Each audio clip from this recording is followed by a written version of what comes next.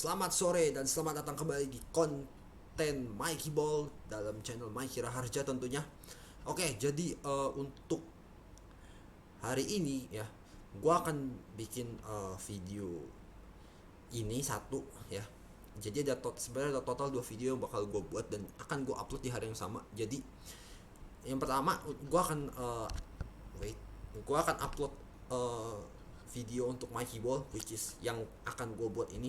Dan nanti setelah kira-kira jeda waktu kayak 3 sampai 4 jam gue akan upload lagi satu, yaitu tentang Major Series Season 6 yang nanti akan hadir di konten Mike Up. Jadi tungguin aja. Kalau yang suka CODM boleh untuk langsung nonton video gue yang Mike Up. Tapi ya tentu kalian kalau mau nonton Mikey Ball silahkan, itu pilihan kalian. Jadi dan kalian kalau udah suka langsung subscribe aja. Oke, like dan subscribe langsung channel Mikey Raharja ini. Oke, ya sambil gue adjust kamera bentar. Nah, kali ini gue akan membahas tentang 4 pertandingan yang udah berjalan weekend kemarin, plus gue akan coba bahas sedikit tentang FA Cup kemarin yang gue sempat nonton, yaitu Chelsea lawan Plymouth Argyle. Nah, gue harus bilang ini Chelsea, aduh, gimana ya, lu lawan Plymouth Argyle yang mainnya tuh ketiga gitu loh, dalam strata dalam apa ya, kompetisi di liga di apa ya, di Inggris gitu. Dan lu kesusahan gitu, gue nggak ngerti gitu sebenarnya. Permainan sih gak gitu berubah banyak, cuman gue bener-bener gak ngerti lagi deh kenapa ini Chelsea ini kayak bener-bener kehilangan apa ya, kehilangan motivasi sih enggak, tapi kayak kehilangan apa ya, kehilangan nyawa permainannya gitu.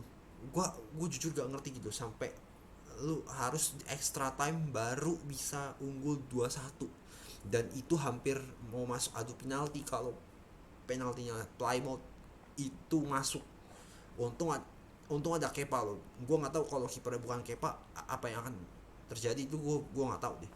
Mungkin kalau andai masih ada Mendy, mungkin Mendy masih bisa gitu, cuman ya gue nggak bisa ngomong juga gitu kalau misalkan Mendy yang di situ, kalau misalkan arahnya salah bisa adu penalti juga kan gitu.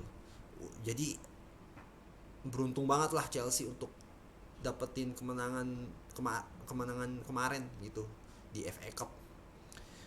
Tapi dari segi permainan gue bilang ya ini nggak banget lah buat Chelsea gitu. Oke, langsung kita bahas aja ke 4 pertandingan yang kemarin udah bergulir, which are itu semua big match sih. Kita ke La Liga dulu. Barca versus Atletico Madrid.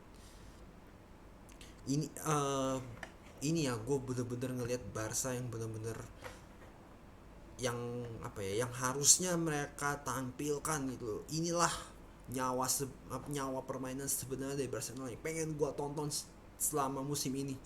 Itu akhirnya kejadian di pertandingan kemarin, dan gue honestly I'm truly proud of this team yesterday, and then many more to go gitu loh. Karena tim ini bener-bener mainnya tuh ngalir banget satu sama lain, bener-bener apa ya, menampilkan permainan atraktif sepanjang pertandingan. Dan itulah yang gue pengen lihat dari Barca di musim ini gitu. Karena dari paruh musim kemarin itu Barca bener-bener apa ya, bener-bener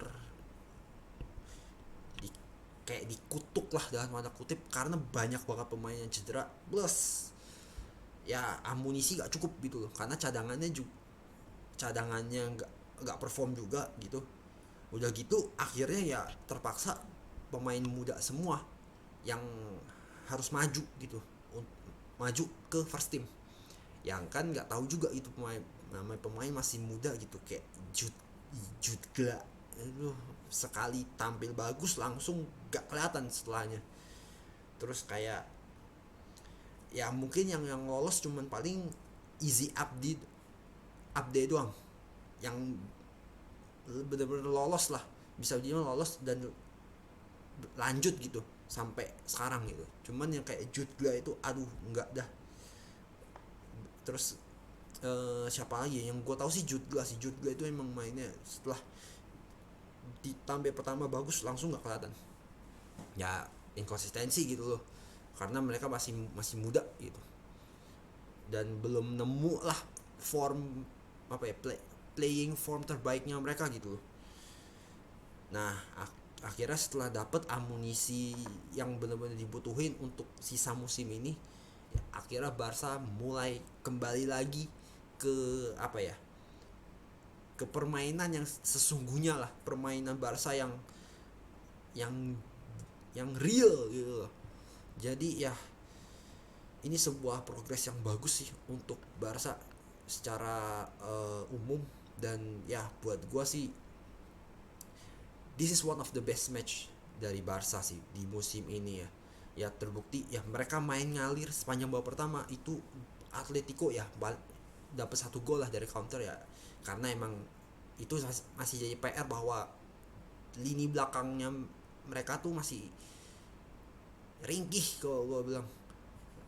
Tapi untuk lini tengah sama lini depan works pretty well, bener-bener sesuai rencana dan mainnya ngalir banget, dan itu yang dibutuhin sama Barca sekarang ini. Terbukti Atletico tuh juga gak bisa apa-apa loh setelah gol pertama itu, bener-bener asli cuman main jaga telur doang ya. Kalau lu main petak umpet jaga telur doang ya udah, lu tinggal tunggu bobolan aja.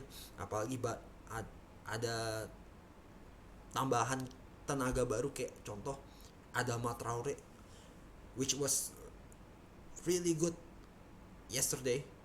Bener-bener like he played bener-bener like contribute a lot lah, walaupun nggak yang bener-bener total gitu, tapi ya kontribusinya kelihatan banget gitu loh, bahwa Adama Traore inilah mungkin salah satu player yang dibutuhin, karena ya selama ini player dari Barca ini, pemain-pemain Barca ini sekali tubruk dikit karena masih muda juga, dan fisiknya belum matang sempurna gitu, tubruk dikit tumbang,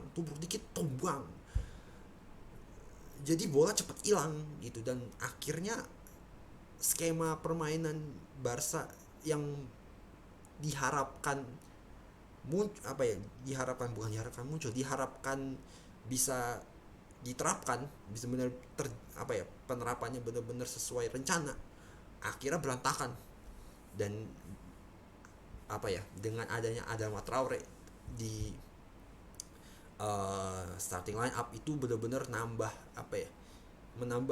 power lah, at least power atau sama strength dari permainan Barca gitu loh, biar benar-benar lebih tangguh untuk nyerangnya juga.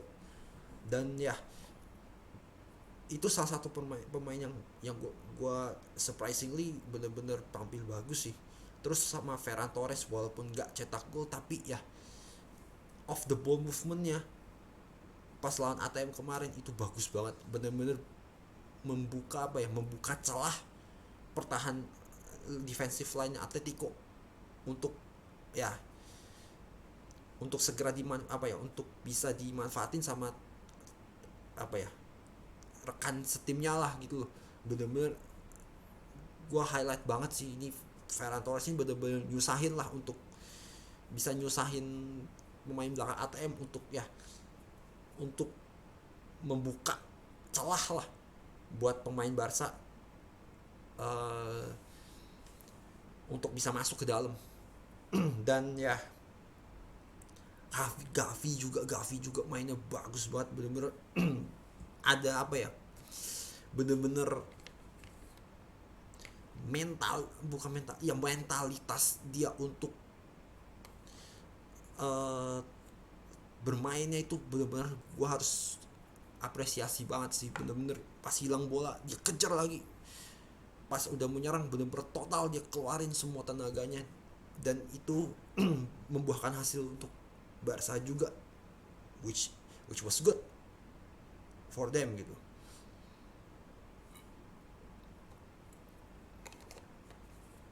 Dan Dani Alves sama Jordi Alba surprisingly good, bener.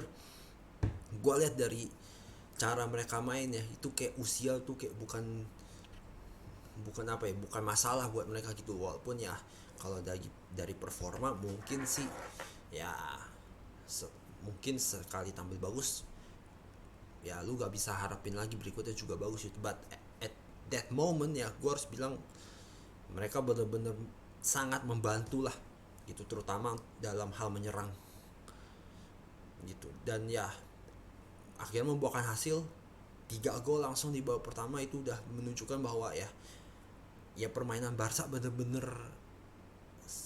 harus kayak gini gitu loh, mainnya bener-bener cair, mengalir satu sama lain gitu loh. Dan ya gue sempet nge-tweet gitu, 45 menit tuh gak cukup gitu, ibarat kayak lu nonton series seru gitu, series yang seru gitu, yang cutscene-nya lagi seru-serunya, lagi adegan berantemnya lah gitu, keburu udah keburu duluan dipotong tulisan bersambung. Nah kayak gitulah ibaratnya di babak pertama kemarin itu. Dan di babak kedua pun juga lanjut kayak gitu, sama aja gitu. Walaupun ya tempo agak sedikit diturunin, but that's okay lah buat gue karena udah unggul 3-0, 3-1 gitu ya. Mungkin Xavi juga gak mau terlalu nge-push mereka juga karena ya ini masalah stamina juga gitu. Yang mereka apa ya, yang gue lihat pasti ya kalau lu push terus kan kelelahan juga dan konsentrasi bakal hilang. Nah itu yang mungkin lebih dijaga sama Xavi di babak kedua gitu. Dan ya akhirnya juga dapat 1 gol lagi dari Dani Alves. Itu juga berkat Ferran Torres, bener-bener Ferran Torres apa ya, untuk skema gol keempat itu bener-bener smart.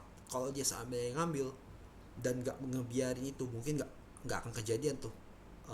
Dan apa ya, Dani Alves bisa nembak sekencang itu, masuk lagi ya. Intermezzo sedikit itu Jan Oblak itu sampai sungkem dengan tendangannya Dani Alves ya. Itu sedikit intermezzo dikit, but ya terus akhirnya dapat 1 gol balasan dari ATM ya, itu dari skema corner kick ya. Itu kan udah kayak agak-agak scrimmage gitu. Dan yang gua sayangkan sih ya, Ferran Torres harusnya gerak maju aja gitu. Kalau dia maju dikit aja Suarez pasti offside, bener.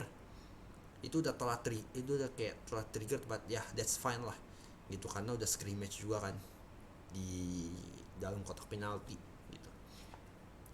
Tapi yang gue sayangkan di sini adalah Dani Alves itu ya, mungkin kalau gue lihat sih pelanggarannya emang ada intensi nginjek, bener-bener nginjek ya, dapat kartu merah. Cuman kalau itu kan setelah ada offside, ada apa ya, peringatan bahwa itu udah offside gitu loh. Nah itu yang gue masih bingung gitu, kenapa udah offside ya offside aja gitu loh, maksudnya gitu loh.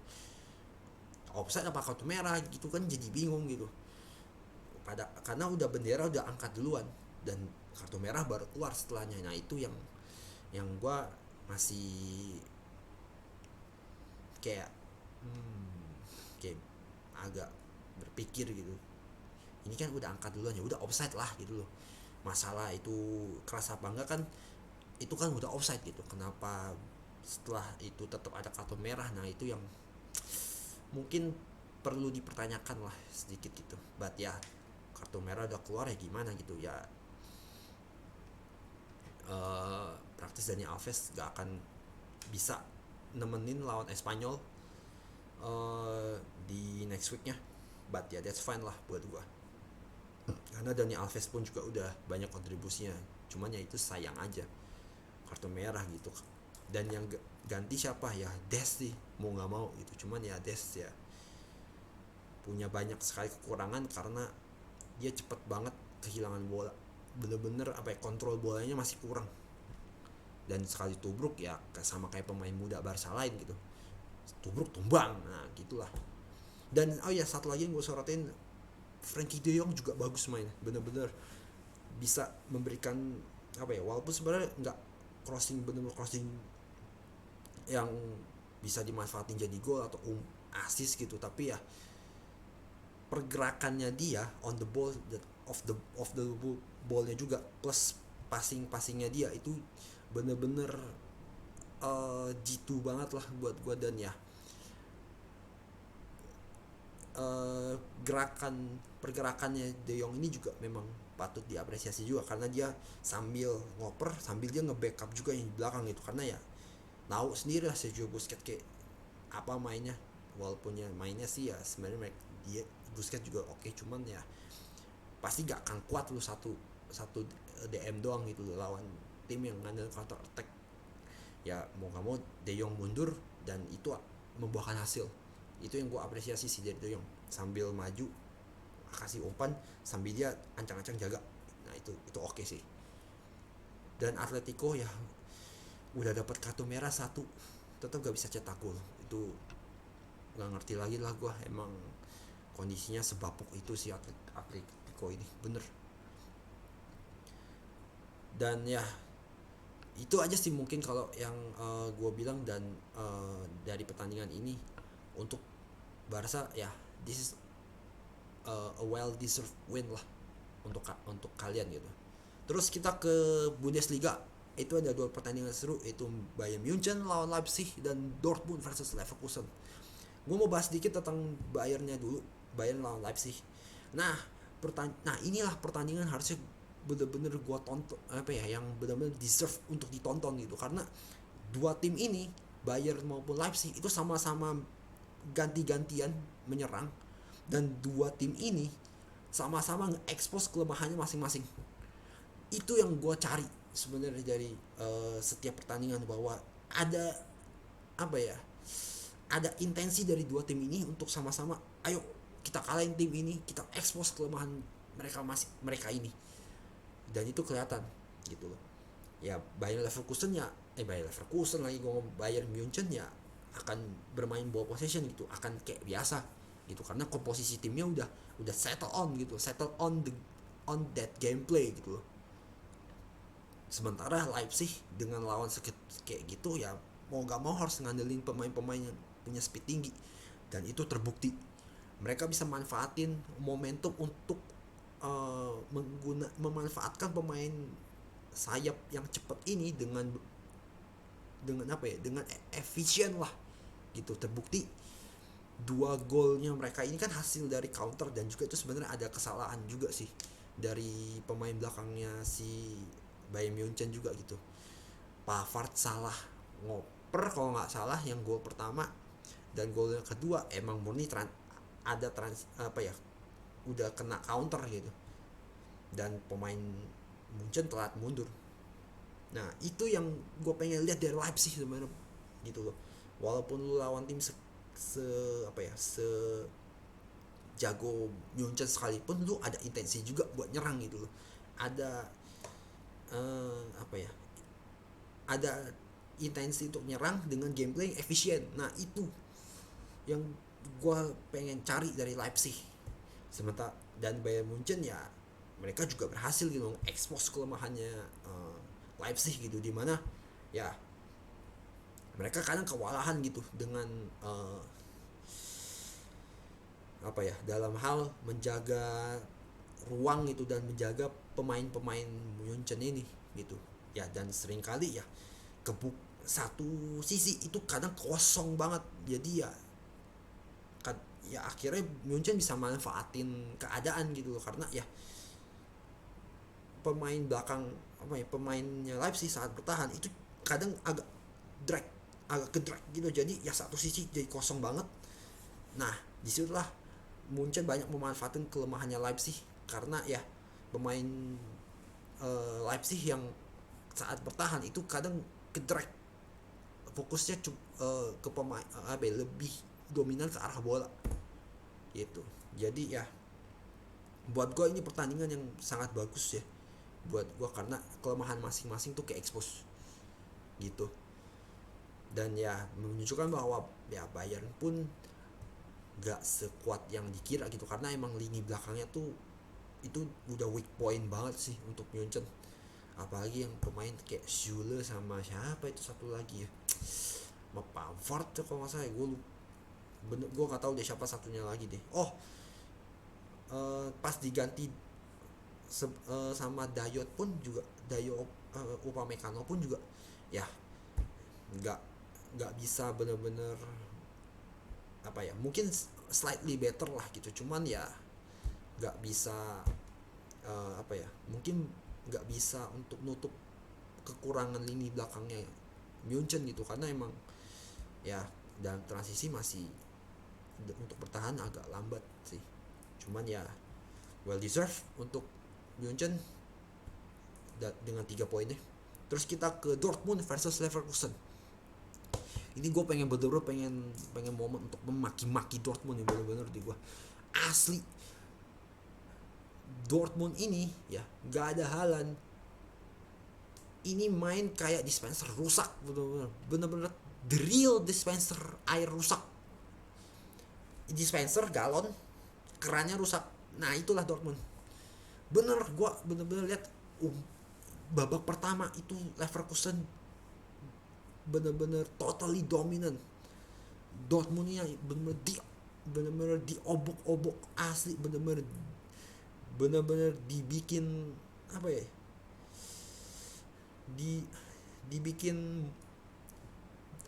dibikin stay di tempat aja gitu. Bener-bener shot aja gak ada gitu, shot gak ada kalau nggak salah. Dortmund ini ampun deh, bener-bener di babak pertama tuh asli hancur berantakan, bener-bener kacau balau lah. Bener gol pertama Leverkusen itu pure salahnya Zagadou. Bener, Zagadou ngapain lu ngoper ngoper segitu banget itu, lu ngoper sampai ke lini tengah itu, bukannya lu langsung buang, lu ngoper, akhirnya blunder fatal. Ya Akanji lu nggak bisa salahin juga, karena Akanji posisinya juga udah jumping, udah ngejam juga mau buang, kepantul duluan, selesai itu. Jadi ini udah murni salah Zagadou, bener. Blunder fatal, opernya malah ke lawan, udah selesai gitu. Terus gol keduanya aduh ampun deh, bener-bener gol kedua, ketiga, keempat sampai kelima itu pure bener-bener transisi karena lambatnya transisi Dortmundnya tidak pernah dibenahi sama sekali sama si Marco Rose itu, si kepala batu itu. Jadi ya udah selesai gitu loh. Akhirnya Leverkusen bisa manfaatin keadaan dengan counter gitu. Dan gol ketiganya Leverkusen dari free kick itu bener deh nunjukin bahwa Dahoud ini bener-bener one of the six deadwoods of Dortmund, yang gue nggak ngerti lagi kenapa masih dimainin orang kayak gini gitu. Bener-bener mainnya tuh sosok ke bawah gitu sepanjang pertandingan, bener-bener kontribusi gak ada, kadang bikin pelanggaran gak perlu juga gitu. Udah gitu 1-3, sebenarnya Dortmund masih bisa ngebales gitu, tapi baru kayak di 25 sampai 30 sampai 20 menit terakhir mereka baru benar-benar keluar untuk nyerang, dan posisinya udah 1-3 pas 1-4 tuh. Aduh benar-benar gue nggak ngerti, gak ada Haaland, mainnya tuh kacau banget, kayak dispenser rusak bener-bener. Dan sebaliknya Leverkusen bener-bener bisa manfaatin keadaan mereka bisa, gue lihat bisa nge-switch gitu loh, main ball possession dan counter sewaktu-waktu kalau emang Dortmund udah kebuka celahnya. Nah fleksibel dengan gameplay lah. Nah itulah yang gue lihat dari Leverkusen, dan ya Leverkusen pantas banget buat menang gitu. Asli gue bener-bener capek banget lihat Dortmund, dan kalau Dortmund begini terus ya kalah karena nggak ada perbaikan sama sekali, terutama di belakang gitu, dimana 3-4 kali ke expose, bahkan kayaknya semua golnya 4 golnya deh gitu. Dan gol ke-4 kalau nggak salah emang scrimmage sih, cuman aduh ampun deh, itu komunikasi antar pemain belakang juga berantakan banget gitu, dan gak ada yang dirubah sama dia. Jadi untuk gue kalau Marco Rose mainnya kayak gini terus, gue sih gak heran Marco Rose ditendang dari Dortmund. Dan kalau gue jadi Michael Zorc, itu ada 6 pemain Dortmund itu gue buang bener-bener. Emre Can, Matt Hummels, Mahmoud Dahoud, si kayu mati, the real kayu mati, Marius Wolf, Zagadou, Akanji. Udah itu, gue kasihan banget sama Kobel sebenarnya. Cuman lu lihat backnya kayak gini mah, ya jangan harap lu bisa main bagus gitu loh. Emang kayu mati ini kalau bisa gue buang bener-bener.